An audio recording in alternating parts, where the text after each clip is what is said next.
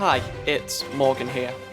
Sorry it's been a while, I had some university assignments that kept me busy the last few months. So, I decided that for my return, it would be cool if I designed a region here on YouTube and documented the process from start to finish of how I designed the Pokemon, as well as built the region. I've decided to do this as I believe that I have improved with my Pokemon designing since I started the Torgan region over 2 years ago now. Also, I'll remember more clearly the inspirations and thoughts that went into each of my designs. Additionally, everyone watching this video can help you with improving the designs as well as any ideas you have, as well as helping me name some of the Pokemon, as naming is not my strong point. So it'll be a collaborative effort, and hopefully this means it'll be the best region that I can possibly create. If you still want to see more of the Torgan region, let me know and I'll be happy to make those videos too. But right now, let's get into this video. So this idea to do a new region only occurred last month. For the Torgan region, I had decided that I couldn't have a real life inspiration, and I just designed the Pokemon that I thought would be cool and built the region around that, as I did not have a location in mind that had not already been done by either Pokemon themselves or by fan artists and YouTubers who would do it way better than I could. However, last year I began my degree and I met my girlfriend, who introduced me to where she is from, the Isle of Wight, and it has quickly become one of my favourite places due to the fossils, nature, history, and of course her. It was also her who inspired me to make my first video, so what could be a better inspiration for the region? I know that the Isle of Wight is a part of England and the Galar region is based on the UK. However, no location in Galar is based on the Isle of Wight, so I can see this functioning a bit like a neighbouring region, sort of like how Kanto and Johto are. Therefore, it is named the Wisle Region, which of course combines Wight and Isle from the Isle of Wight together. If you have any better regional names, please let me know. Right, on to the starter Pokemon. I always start with the base forms, as I find it much easier to mature a design rather than trying to work backwards and make it younger. I believe a good starter Pokemon will have 3 basic colours to make up most of the design, and will have a large head with these big eyes, giving it a quite child look. Additionally, since Generation 4, there's been overarching themes that tie a trio together. For example, you have mythology in Generation 4, empires Generation 5, RPG classes for Generation 6, circus performers for Generation 7, English entertainment for Generation 8, and now with Generation 9 we have the performance arts. These themes don't usually become apparent until the final stages, and I do really struggle with this aspect of designing Pokemon starters. And so this is something that I was really conscious about whilst trying to design the base forms. I do think I have quite an interesting idea for this theme that these starters are going to evolve into, but let me know if you have any other ideas as you see them get introduced. So now it's finally time to introduce you to the grass type starter.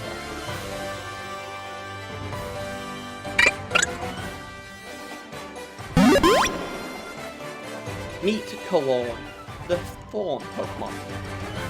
The petals on Kalorn's posterior produce a minty scent. This can be produced at low levels to attract others, or more strongly to stun opponents. Kalorns are found near bodies of water and are surprisingly strong swimmers. This was actually the final starter I designed for the trio, and struggled to find inspiration for it as the other 2 starters had already given me the idea for the overarching theme, so I needed the grass starter to fit with this idea. My girlfriend mentioned a flower native to the Isle of Wight called the wood calamine, and this made me think of strong smells, which made me think of musk deer, which don't live on the Isle of Wight, but they are related to Chinese water deer, which do, and thus Kalorn came about. The petals on its tail and ears are based on the wood calamint in terms of their colouring and pattern, and the minty smells is referencing musk deers producing strong smells either to attract mates or mark their territory. I have also given Kalorn these two large teeth, referencing the tusks both found in Chinese water deer and musk deer, which they use to compete with rivals. This is why I've given them the hidden ability Strong Jaw, as well as their standard ability Overgrowth. The Pokedex mentioning swimming, as water deers are quite strong swimmers, hence their name. The name of Kalorn is a mixture of calamint and fawn, but it's also giving reference to Lorn.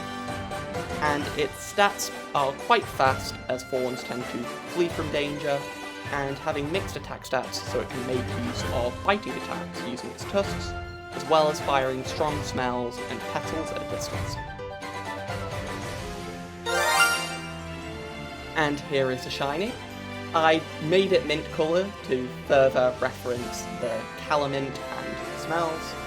I also decided to keep the flowers the same colour, to keep that calamint colour to further emphasise that the flower is the inspiration behind the shiny.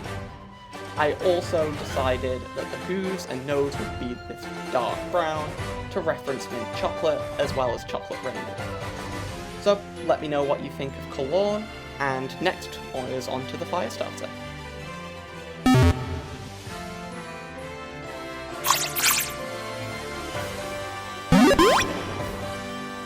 Meet Kittle, the squirrel Pokemon. Kittles store nuts in their cheeks. However, they are not used for consumption. They spit them out ignited at opponents as they explode on impact. Kittle's diet consists of berries and sticks to keep its fiery tail burning.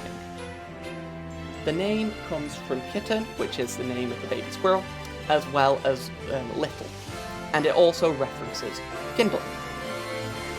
This idea came to me quite quickly, as the Isle of Wight is the only place in England where you can find red squirrels, as a grey squirrel has outcompeted them everywhere else, but they cannot swim across to the island.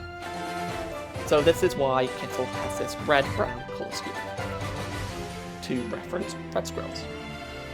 I also visit York with my family regularly, where we feed the squirrels, and I always notice that they put the nuts in their cheek and run off to bury them. This gave me the idea that Kittle would not be eating the nuts, but stored them for later use to create powerful, explosive fire-type attacks. This is also why I gave the ability Cheek Pouch, and why Kittle learns Bullet Seed by level up. It has a high attack stats with high speed to showcase it has this kind of hit-and-run fighting style, and allows it to use Bullet Seed to great effect.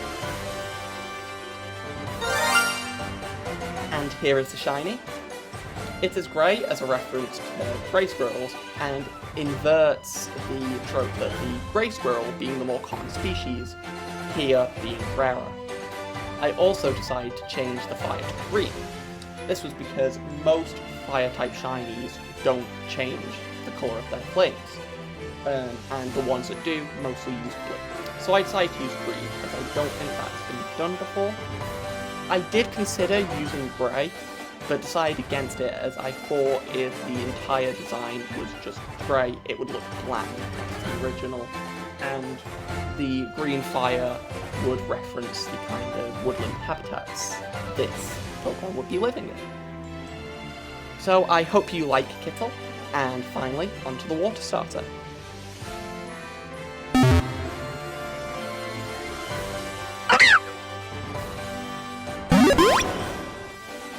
Meet Seaglet, the cadet Pokemon. Seaglet are troublesome in coastal towns, as they form large groups, crews, that will regularly pillage the town for food and valuables. They are unable to fly, but are regularly seen diving off cliffs into the ocean trying to learn. This was actually the first design I made, so I did the starter trio in reverse. When I decided to do this video, I started by googling animals that are found on the Isle of Wight, where I came across an article discussing the reintroduction of sea eagles to the area, and I knew that this would be the base of the war starter. I then thought about how coastal towns usually have problems with seagulls stealing food from people, a bit like pirates, and then with the maritime history of the Isle of Wight, which includes piracy, Seaglet was born. The name comes from sea eagle and eaglet, which is the name of the baby eagle, as well as referencing the sea, seafaring, seagulls, and cadets. I gave Seaglet red feathers on the top of his head that point backwards as a reference to the bandanas that you'll see pirates in cruise wearing in all sorts of media. Seaglet has a black beak and feet, as this is the colour of those features in sea eagles, and I chose dark blue as the body colour, as this gives it a look of a sailor. The lighter colours also give it a parrot look, which pirates are known for having on their shoulder, as well as also looking a bit tropical, as pirates are also associated with quite tropical areas. I have given Seaglet the hidden ability Quick Draw to reference pirates using firearms, and hence why it has a high special attack stat to make use of moves such as like Water Gun or Snipe Shot later on. And here is a shiny. It is brown, white and black to reference the colour of the sea eagle, and I've also given it yellow feet, beak and eyes to reference the seagull inspiration. So, here are the starters for the Wisle region. As I mentioned, I had an idea for the overarching theme, but there actually is already a theme within these starters of different animal statuses. So, Kittle is the red squirrel, which is the native species. Seaglet is the sea eagle, the extinct species that has been successfully reintroduced. And Kalorn is the Chinese water deer, and is an invasive species that has spread. I have not yet designed any of the evolutions to these designs, so feel free to let me know if you have any ideas for what you'd like to see Kalorn, Kittle, or Seaglet evolve into, and I might do them, and if I do use your ideas, I will reference you in the video. Also, if you have any suggestions for improvements for the designs of these three starters, please let me know, as well as if you have any suggestions for names, or ideas for future Pokemon to design for the region. If you have a favourite starter Pokemon, please let me know who you would choose, and thank you so much for watching the video.